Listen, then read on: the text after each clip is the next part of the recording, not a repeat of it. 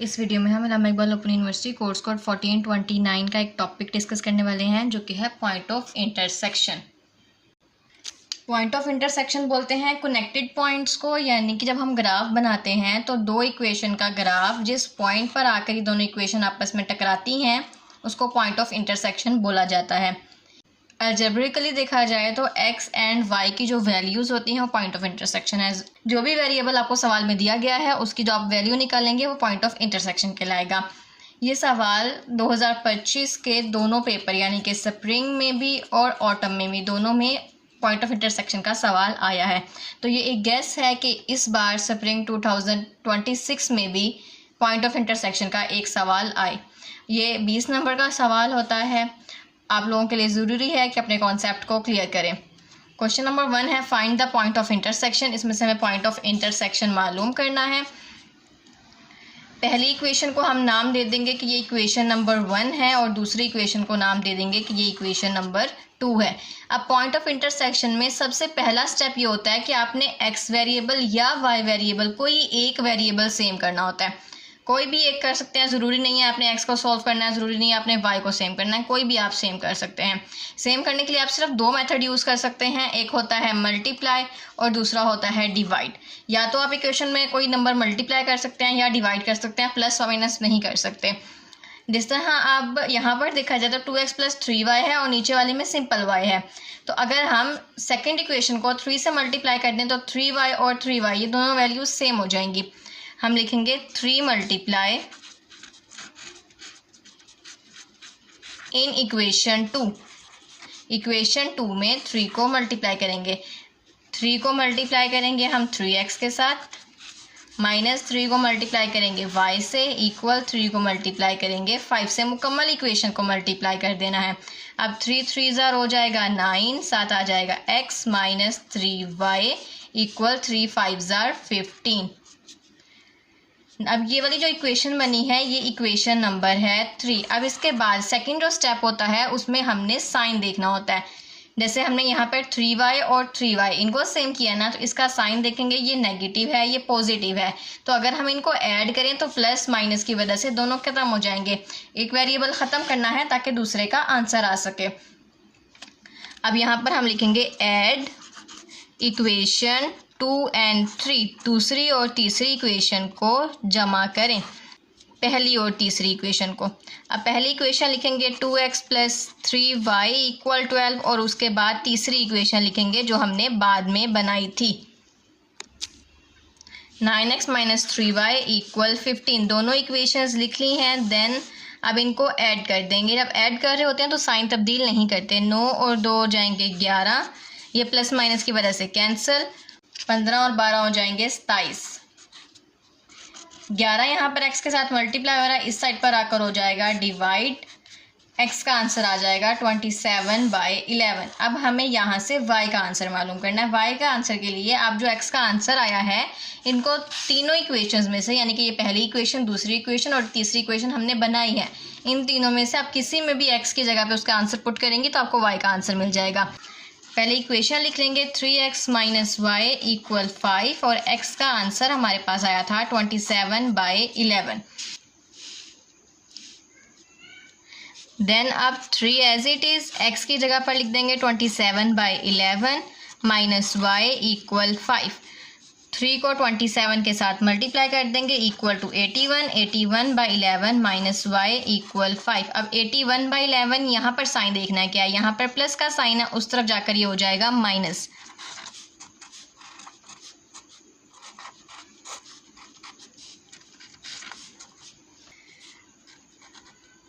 अब यहाँ पर 5 के डिनोमिनेटर में 1 है तो हम इन दोनों का एलसीएम लेंगे। 11 और 1 का एलसीएम लेने पर हमारे पास आता है 11। देन अगर किसी के डिनोमिनेटर में 1 हो तो हम इस वाले डिनोमिनेटर को इसके साथ मल्टीप्लाई करके लिखते हैं। 11 को 5 से मल्टीप्लाई करके लिखेंगे 55 - 81 -y इक्वल 55 में से 81 को माइनस कर देंगे। बड़ी रकम के साथ माइनस का साइन है इसलिए हम यहाँ पर माइनस लगा देंगे। अब ये वाला माइनस इस वाले माइनस के साथ कैंसिल हो जाएगा और y का आंसर हमारे पास आएगा 26/11। आप जब क्वेश्चन अपना कंप्लीट कर लें तो ये चेक भी कर सकते हैं कि सवाल ठीक है या गलत है। उसके लिए आपने पहली और दूसरी दोनों इक्वेशंस में से कोई भी एक इक्वेशन लिख लेनी है। जैसे कि मैंने यहाँ पर पहली इक्वेशन लिखी है 2x + 3y = 12। पहली इक्वेशन लिखी है, इसमें जो हमने x और y के आंसर्स मालूम किए हैं ना वो पुट कर देंगे। y का आंसर तो आया 26/11 और x का आंसर हमने मालूम किया था वो आया 27/11। जो आंसर आया है, जैसे कि यहाँ पर हम x की जगह पर 27/11 पुट कर देंगे, 3y की जगह 26/11 पुट कर देंगे। ये इक्वल आना चाहिए 12 के, यानी कि हम इस वाली साइड को सॉल्व करें तो 12 आंसर आना चाहिए। अगर 12 आंसर आ रहा है तो आपका क्वेश्चन बिल्कुल ठीक है।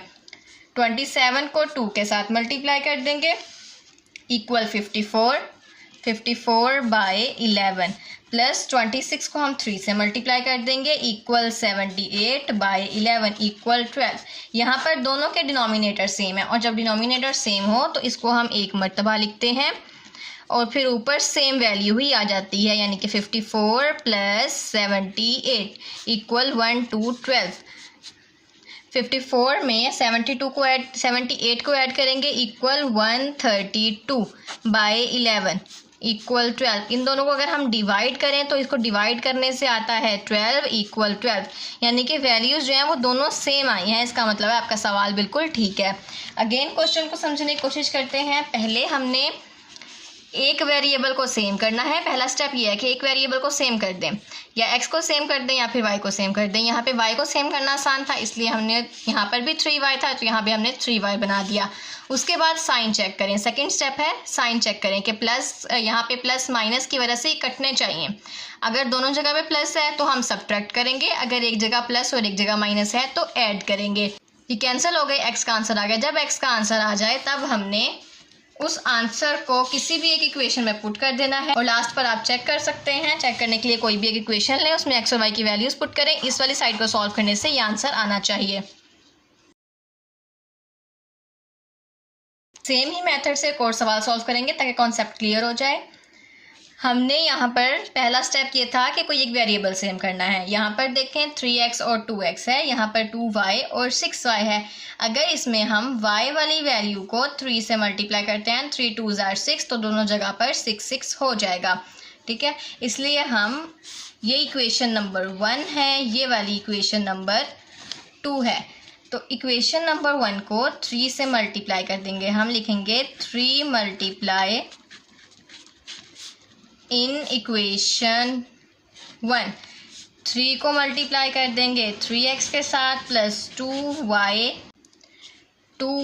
है और 2y को भी हम 3 से मल्टीप्लाई कर देंगे और इक्वेशन के बाद लिखा हुआ है 3 को भी 3 से मल्टीप्लाई कर देंगे। 3 3 = 9x प्लस 3 2 = 6y इक्वल 3 3 = 9। ये इक्वेशन बन गई इक्वेशन नंबर 3।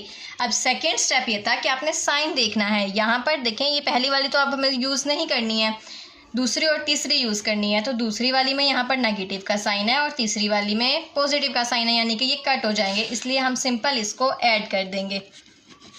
ऐड इक्वेशन 2 और 3। इक्वेशन नंबर 2 लिखेंगे 2x - 6y इक्वल 1 और इक्वेशन नंबर 3 लिखेंगे 9x + 6y इक्वल 9। 9 और 2 हो गए 11, ये दोनों कैंसिल, 9 और 1 10। तो यहाँ से हम x का आंसर निकाल लेंगे। 11 मल्टीप्लाई हो रहा है, इस साइड पर आकर हो जाएगा डिवाइड। ये आ गया x का आंसर। अब x का आंसर जब निकल आएगा तब हमने इसके आंसर को किसी भी एक इक्वेशन में पुट कर देना है। मैं इक्वेशन नंबर 1 में पुट कर रही हूँ। Put x equal 10/11 in equation 1। Equation 1 है 3x + 2y इक्वल 3। तो x की जगह पे हम लिख देंगे 10/11 + 2y इक्वल 3। 10 को 3 से मल्टीप्लाई कर दिया 30, 30/11 + 2y इक्वल 3। अब 30/11 यहाँ पर प्लस हो रहा है, यहाँ पर आकर ये हो जाएगा माइनस। 3 - 30/11 11। अब माइनस करने का तरीका बिल्कुल वही है जो हमने पिछले सवाल में किया था। इसके डिनोमिनेटर में 1 आ जाएगा, 11 को हम यहाँ पर लिखेंगे। उसके बाद अगर किसी भी नंबर के डिनोमिनेटर में 1 होता है तो यहाँ पर जो भी नंबर होगा उसको हमने इस नंबर के साथ मल्टीप्लाई करना होता है। 11 3 = 33 और यहाँ पर 30 ही आएगा, बिकॉज यहाँ पर भी 11 है, यहाँ भी 11 है, ये सेम है। अगर सेम होते हैं तो ऊपर वाली वैल्यू सेम आ जाती है, बिल्कुल एज इट इज़। अब 33 में से हम 30 को माइनस करते हैं तो हमारे पास आता है 3। 2y = 3/11। देन अब 2 जो है वो y के साथ मल्टीप्लाई हो रहा है, हमें सिर्फ y का आंसर चाहिए तो 2 को भी ख़त्म कर देंगे। 2 इधर आकर डिवाइड हो जाएगा, 3 11 2 डिवाइड हो जाएगा, इसलिए हमने इसको डिनोमिनेटर में लिखना है। y का आंसर हो जाएगा 3/11, 2 = 22। अब x और y के दोनों आंसर्स तो हमने मालूम कर लिए। x का आंसर 10/11 और y का आंसर था 3/22। लास्ट पे सवाल ठीक है या नहीं इसको चेक करने के लिए कोई एक इक्वेशन लिखेंगे। मैं इक्वेशन नंबर 1 का यूज़ कर रही हूँ, आप लोग कोई और भी यूज़ कर सकते हो। इस वाले साइड को सॉल्व करने के पर ये वाला आंसर आना चाहिए। अगर ऐसा हो जाता है तो सवाल बिल्कुल ठीक है। 3 एज इट इज़, x की जगह पर हम उसकी वैल्यू लिख देंगे। फिर 2 एज इट इज़ और y की जगह पर उसकी वैल्यू लिख देंगे, = 3। 3 को 10 से मल्टीप्लाई करेंगे 30 और 2 को हम 22 से डिवाइड कर देंगे, 2 11 बार 22 हो जाएगा और ये 3/11 हो जाएगा, = 3। अब प्लस करने के लिए हम डिनोमिनेटर वाली वैल्यू को एक मरतबा लिखेंगे और 30 + 3 = 3। 30 में 3 ऐड किए, 33/11 = 3। जब इनको डिवाइड किया तो हमारे पास आ गया 11 3 = 33। दोनों वैल्यूज़ बिल्कुल सेम है, मतलब क्वेश्चन बिल्कुल ठीक है। एक और सवाल को सॉल्व करेंगे। पहला स्टेप ये है कि हमने दो वैल्यूज़ को सेम करना होता है। यहाँ पर देखा जाए तो 4x है, नीचे 5x है। अगर हम चाहें तो 4x को 5 से मल्टीप्लाई करेंगे 20 बन जाएगा और 5 को 4 से मल्टीप्लाई करेंगे ये भी 20 बन जाएगा। लेकिन ये 20 वैल्यू बहुत बड़ी हो जाएगी, इसलिए हम दूसरे वाले वेरिएबल की तरफ चलते हैं। यहाँ पे अगर हम 3 को 2 से मल्टीप्लाई कर दें तो 6 हो जाएगा। सेकेंड वाले को अगर हम 3 से मल्टीप्लाई कर दें तो ये भी 6 हो जाएगा। दोनों इक्वेशंस को ही मल्टीप्लाई करना पड़ेगा, पहले वाली को 2 से और दूसरे वाली को 3 से।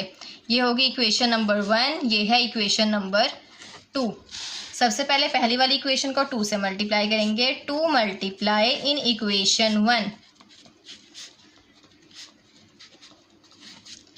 2 को 4x से मल्टीप्लाई किया तो ये हो गया 8x - 6y = 14। सब नंबर्स के साथ 2 को मल्टीप्लाई करना है। ये बन गई इक्वेशन नंबर 3। अब देन सेकेंड वाली को भी सेम करने के लिए हमें 3 से मल्टीप्लाई करना होगा। 3 मल्टीप्लाई इन इक्वेशन 2। 3 को 5x से मल्टीप्लाई किया तो ये हो जाएगा 15x प्लस 3 को 2 से मल्टीप्लाई किया 6y = 3 को 16 से मल्टीप्लाई करेंगे तो हमारे पास आएगा 48। ये हो गई इक्वेशन नंबर 4। अब इक्वेशन नंबर 1 और 2 का यूज़ नहीं करना है, 3 और 4 का यूज़ करना है। अब हमने सेकेंड स्टेप ये है कि इसके हमने साइन देखने हैं। देखो प्लस माइनस दोनों कैंसिल हो जाएंगे आपस में, तो सिंपल ऐड करना है।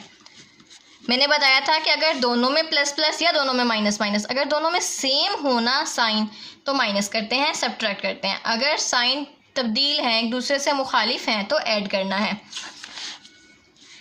8x - 6y = 1 for 14, फिर 15x + 6y = 48। 15 में हम 8 प्लस कर लेंगे 23x हो जाएगा, ये दोनों आपस में कैंसिल, और 48 में 14 ऐड करेंगे तो ये 62। x एज इट इज़ रहेगा, 23x के साथ मल्टीप्लाई हो रहा है, दूसरी साइड पर आकर ये हो जाएगा डिवाइड। ये आ गया हमारे पास x का आंसर। अब हमें y का आंसर चाहिए। अब y के लिए हम पहली दो इक्वेशन का यूज़ कर सकते हैं, किसी भी इक्वेशन में पुट कर देंगे। मैं यहाँ पर सेकेंड वाली इक्वेशन यूज़ कर रही हूँ, सेकेंड वाली में पुट करूँगी। Put x = 62/23 in equation 2। पहले इक्वेशन लिख देंगे 5x + 2y = 16। अब x की जगह पर पुट कर देंगे 62/23। y इक्वल 16, 62 को 5 से मल्टीप्लाई करना है इक्वल 310 बाय 23, बाकी वैल्यू एज इट इज़ आ जाएगी। देन अब 310 बाय 23 जो है यहाँ पर प्लस हो रहा है, इक्वल की इस साइड पर आकर ये हो जाएगा माइनस 16 माइनस 310/23। अब यहाँ पर माइनस करने के लिए वही रूल यूज़ करेंगे, डिनोमिनेटर में 23 को लिखेंगे, इसके डिनोमिनेटर में 1 है और अगर किसी के डिनोमिनेटर में 1 होता है तो इस नंबर को ऊपर वाले नंबर से मल्टीप्लाई करके लिखते हैं। 23 को 16 के साथ मल्टीप्लाई करके लिखेंगे 368 माइनस 310, 2y इक्वल, इन दोनों को माइनस करते हैं 58 आएगा, 58 बाई 23। देन हमें सिर्फ y का आंसर चाहिए, 2 यहाँ पर फालतू है तो 2 को भी इक्वेशन की दूसरी साइड पर ले जाएंगे, यहाँ मल्टीप्लाई हो रहा है, इस तरफ आके हो जाएगा divide, multiply 2, y equal 58 by 46। अब ये हमारे पास y का आंसर आ गया। चेक करना ज़रूरी नहीं है, सॉल्व करके अगर आप x और y का आंसर लिख देते हैं तो वो भी बहुत है। अगर आप अपनी तसल्ली के लिए चेक करना चाहते हैं कि मेरा सवाल ठीक होगा या गलत होगा, तब आप चेक वाला जो स्टेप्स हैं वो कर सकते हैं।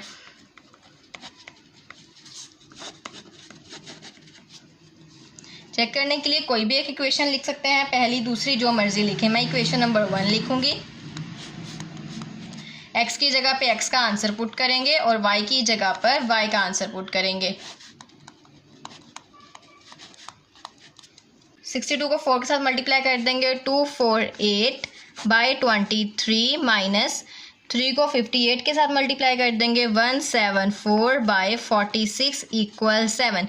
डिनोमिनेटर को सेम करने के लिए हम इस वाली साइड को थोड़ा सा लोएस्ट फॉर्म में ले जाएंगे। उसके लिए अगर हम 174 को 46 के साथ डिवाइड करें, जैसे कि 2 8 जार 16, 2 7 जार 14, 87 हो जाएगा, 2 2 जार 4, 2 3 जार 6। देखिए यहाँ भी 23 आ गया, ये भी 23, ये सेम हो जाएगा। फिर डिनोमिनेटर 248 बाई 23 माइनस 87 बाई 23, जो आपने वैल्यू काट कर लिखी है वो लिख देंगे यहाँ पर, इक्वल टू 7। अब डिनोमिनेटर सेम है तो इसको एक मरतबा लिख दें, फिर न्यूमिनेटर वाली दोनों वैल्यूज़ को लिखें और माइनस करें।